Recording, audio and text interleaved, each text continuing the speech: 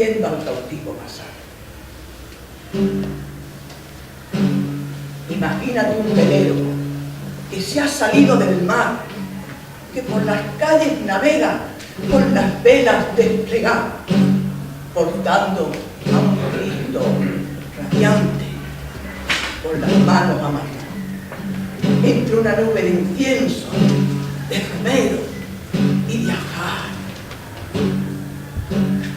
Andando viene el cautivo, con sus muñecas atadas y con su mirada ausente, entre flores y olé, pasando va por el puente.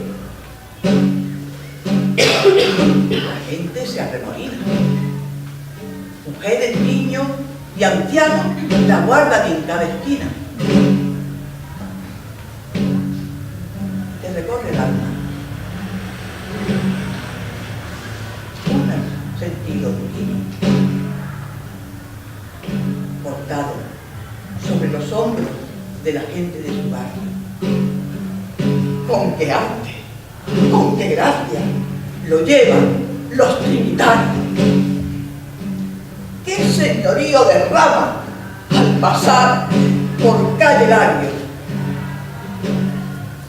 Crece al paso del cautivo la fe de los malagueños, que entre piropo y saeta Málaga lo va meciendo.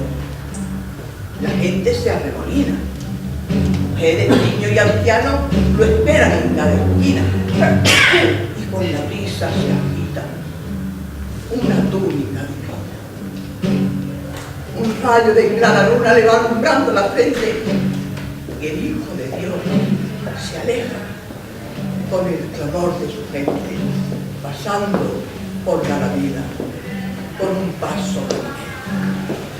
El que anduvo por la sala, el que murió en el madero, el Dios que baja del cielo en cada Semana Santa, y en Málaga se pasea con una túnica blanca.